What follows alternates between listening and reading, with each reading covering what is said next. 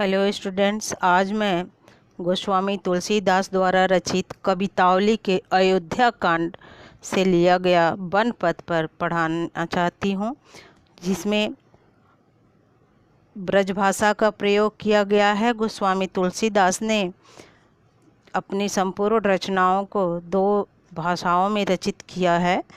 इनकी 5 रचनाएं अवधी भाषा में हैं और 7 रचनाएं ब्रज भाषा में है। अभी जो मैं आपको पढ़ाने जा रही हूँ ये ब्रज भाषा में रचित है और उनकी रचना है कवितावली, उसी से लिया गया। ये बहुत ही सुंदर है। जब भगवान श्री राम अयोध्या से वन के लिए निकलते हैं तो उनके साथ उनकी पत्नी सीता और भाई लक्ष्मण भी साथ चलते हैं। सीता जी राजकुमारी हैं और बहुत दूर तक नहीं चल पाती। जैसे ही 4 कदम चलती हैं और थक जाती हैं तो वो क्या कहती हैं भगवान श्री राम से, उसी का इसमें बहुत सुंदर गोस्वामी जी ने वर्णन किया है। और कह रही हैं कि पुरते निकसी रघुवीर बधु धरि धीर दये मग में जग द्वय झलकी भरी भाल कनी जल की पुट सूखी गए मधुराधर वय। कवि कह रहा है कि पुरते निकसी रघुवीर बधु, पुर माने जनकपुर। गोस्वामी तुलसीदास जी कहते हैं कि जनकपुर नहीं, अयोध्या से पुरते निकसी रघुवीर बधु, अयोध्या से जैसे ही रघुवीर की बधु अर्थात सीता जी निकलती हैं, धर धीर दये मग में डगद्वय, बड़े धैर्य के साथ मार्ग में 2 कदम ही रखती हैं, अर्थात थोड़ी ही दूर चलती हैं। वैसे ही झलकी भरी भाल कली जल की, झलकी माने दिखाई देने लगता है, भरी भाल, भाल माने मस्तक, कनी जल की, जल के कण दिखाई देने लगते, अर्थात पसीने की बूंदें दिखाई देने लगती। पुट सूख गए मधुराधर वे, और उनके जो होंठ हैं कोमल होठ है, मधुराधर, मधुर धन अधर, मधुराधर, मधुर अधर के अर्थात दोनों होंठ सूख गए। फिर बूझती है और पुनः सीता जी जो हैं वे राम से पूछने लगती हैं क्या कि चलनो अब केतिक, अभी कितना दूर चलना है, पर्ण कुटी करी हों कि तहवे, और कुटिया कहाँ बनाएंगे।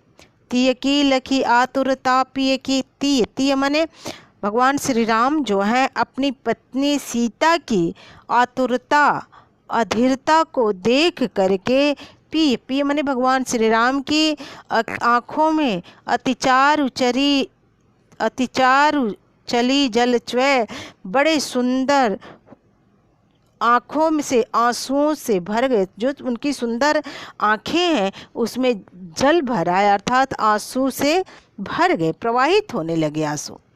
आगे है, अभी सीता जी और कुछ दूर चलती हैं और थक गई हैं और रामचंद्र जी से सीधे डायरेक्ट नहीं कहती हैं कि हम करना है, और बहाना करती हैं क्योंकि लक्ष्मण भी साथ में है। लक्ष्मण जी जल लेने के लिए गए हैं तो वो श्री राम जी से सीता कहती हैं कि जल को गए लखन है लरिका। सीता जी कहती कि हे श्री राम जी, लक्ष्मण जल लेने के लिए गए हैं और क्या है, लरिका, अभी बच्चे हैं, नादान है। परिखो पिय छाह घरी को ठाण, इसलिए हे प्रिय पिय, परिखो, परिखो माने प्रतीक्षा करें, कहाँ, छाह घरी को ठाणे, छाए में पल भर के लिए, घड़ी भर के लिए हम उनकी प्रतीक्षा कर लेते। पोछ पसे उबयार करूं, तब तक मैं आपके जो थकने के कारण पसीने की बूंदें निकल आई हैं उस पसीने को मैं पोंछ दूं और बयार करूं, कुछ कपड़े से हवा झल दूं, कर देती हूँ, पंखा झल दूँ, और उपाय पखारियों भूभुरी ठाड़े, और आपके पैर जो हैं भूभुरी मैंने बालू के कण, जलते हुए कण के कारण जो जल गए हैं उसको धूल करके ठंडा कर लीजिए।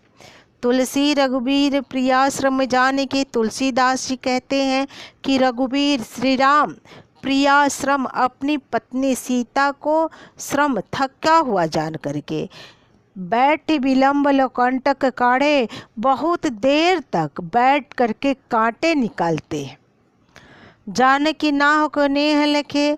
तुलसीदास जी कहते हैं कि जानकी नाह को नेह लखे, जानकी जो है, सीता जी हैं, अपने प्रिय को, अपने प्रति प्रेम को देख करके, अपने प्रिय के अपने प्रति प्रेम को देख करके पुलको तनिबारी बिलोचन बाढ़े, उनका शरीर जो है पुलकित हो उठा और आँखों में आंसू छलक आए। आगे जो है रामचंद्र जी और सीता और लक्ष्मण जंगल रास्ते से जा रहे हैं, तो कुछ गांव, जंगल में कुछ गांव जो हैं वहाँ, उस गांव से गुजर रहे हैं। तो वहाँ की जो औरतें हैं आपस में चर्चा करती हैं, उन लोगों को देख करके, राम लक्ष्मण सीता को देख करके, और नगर नगर ग्राम ग्राम ये प्रचारित हो गया है कि रानी कैकेयी ने राम लक्ष्मण और सीता को वन भेज दिया है। तो उसी का चर्चा करते हुए कहती हैं ग्रामीण औरतें, और कैकेयी को और राजा दशरथ को भी धिक्कारती हैं। उसी का वर्णन करें कि रानी मैं जानी अजानी महा, करे कि हे रानी, गांव की महिलाएं कहती कि हे रानी, अर्थात कैकेयी, हमने जान लिया है कि आप क्या है, अजानी महा अज्ञानी है। पबि पाहन होते कठोर ही है। पबि मैंने पत्थर, पबि मैंने होता है वज्र, वज्र पाहन मन पत्थर, वज्र और पत्थर से भी तुम्हारा हृदय कठोर है। राजा हूँ काज अकाज न जानो। औरतें कह रही हैं, ग्रामीण औरतें, कि हे राजा दशरथ, आपने भी उचित और अनुचित का भेद नहीं समझा, विचार नहीं किया। कहती को जी कान कियो है, आपने अपने पत्नी के कहने पर ये जो कांड कर दिया, ऐसा कार्य किया है कि राम को वन भेज दिया है, ये आपने अच्छा नहीं किया, उचित नहीं किया है। ऐसी मनोहरी मूर्ति, ये कह रही हैं ग्रामीण औरतें कि ये तो इतनी लुभावनी मूर्तियां हैं कि इनके बिछुड़ने पर कैसे प्रीतम लोग जिए हैं, इनके बिछुड़ने पर इनके परिवार के जो प्रियजन लोग हैं किस प्रकार जीवित रहे होंगे। आखिर में सखी राखी भी जो कह रही है, एक सखी दूसरी सखी से कि हे सखी, ये इस प्रकार के, ये तो आँखों में रखने योग्य है, अर्थात नेत्रों के सामने रखने योग्य हैं। इन्हें किमके बनवास दियो है, इन्हें किस प्रकार, इन्हें कैसे बनवास दे दिया गया, अर्थात क्यों बनवास दे दिया गया, कुछ समझ नहीं पा रही हैं ग्रामीण स्त्रियाँ। आगे है, और गांव में चलती हैं सीता जी और राम और लक्ष्मण जी। तो आगे आगे रामचंद्र जी जा रहे हैं, बीच में सीता जी हैं और पीछे लक्ष्मण है। तो ग्रामीण औरतें उनसे पूछती हैं रामचंद्र जी के बारे में, उनकी विशेषता बताते हुए कहती हैं, बहुत सुंदर है, कि शीश जटा, ग्रामीण औरतें जो हैं सीता जी से पूछती हैं कि शीश जटा, जिनके सिर पर जटाएं हैं, और बाहु विशाल, उर्मन वक्षस्थल, और बाहु भुजाएं, जिनकी भुजा और वक्षस्थल विशाल है। बिलोचन लाल, बिलोचन मन नेत्र, जिनके नेत्र लाल है। तिरछी सी भौवें, और भौवें क्या हैं, तिरछी है। तून सरासन बाण धरे, कह रहे कि जिन्होंने तून, तरकस, सरासन मैंने धनुष और बाण को धारण किया हुआ है।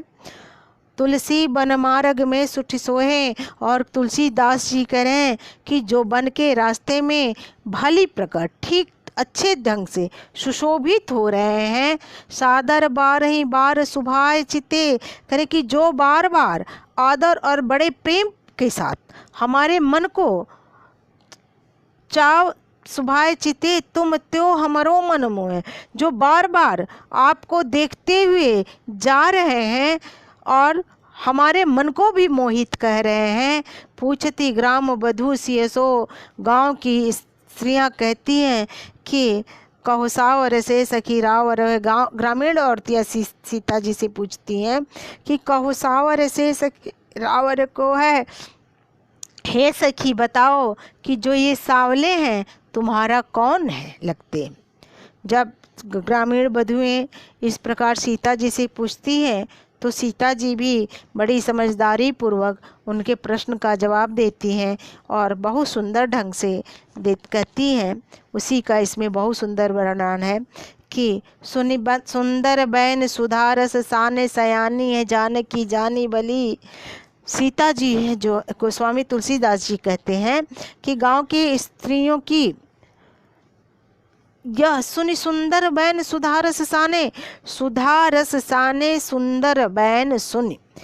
सुंदर बैन माने बाड़ी, अच्छी बाड़ी इतनी सुंदर थी कि ऐसा प्रतीत हो रहा था जैसे मानो अमृत से भिगोई गई हुई। इस प्रकार की बाड़ी को सुनकर जानकी जी, सयानी है जानकी जानी भली, जानकी जी समझदार की तरह, समझदार स्त्रियों की तरह, चतुर स्त्रियों की तरह समझ जाती है। तिरछे करी नैन दिसैन तिन्हें, सैन मने होता है इशारा, और वे उन्हें तिरछे करी नैन दे, तिरछे नेत्र करके सैन तिन्हें संकेत के द्वारा, इशारे के द्वारा उन्हें बता दिया और समझाए कछु मुस्कुराए चली, और समझा करके इशारों में समझा करके मुस्कुराते हुए चल पड़ी। तुलसी ते अवसर सोहे सबे, तुलसीदास जी कहते हैं कि उस समय सीता जी जब इशारे में समझाती हैं ग्रामीण वधुओं को कि ये हमारे पति हैं, तो वो इस प्रकार ऐसी अवलोकित लोचन लाव वाली देखते हुए उनके लाल लाल नेत्र इस प्रकार सुशोभित हो रहे हैं जैसे मानो अनुराग तड़ाग में भान उदय प्रेम रूपी, अनुराग तड़ाग प्रेम रूपी तालाब में भान उदय सूर्य का क्या हो गया है, उदित हो गया है। और बिगसी मनोमंजुल कंज कली, और ऐसा प्रतीत हो रहा था जैसे मानो बिगसी मनोमंजुल कंज कली, आँख रूपी सुंदर कमल की कलियां खिल उठी हैं। अर्थात कहने का मतलब है कि जैसे मानो सूर्योदय होने पर प्रेम के तालाब में सुंदर कमल कलियां खिल उठी हों। अर्थात उनके चेहरे पे जो मुस्कुराहट थी वह प्रेम रूपी तालाब था, और जो नेत्रों में चमक था वह कमल की कलियां थी। बहुत ही सुंदर है। इसमें ब्रज भाषा का प्रयोग किया गया है, श्रृंगार रस है, माधुर्य गुण है, रूपक उत्प्रेक्षा और अनुप्रास अलंकार का प्रयोग किया गया है, और छंद सवैया है। बहुत सुंदर है। यदि ये वीडियो अच्छा लगा तो सब्सक्राइब करना और लाइक करना न भूलें। थैंक यू, धन्यवाद।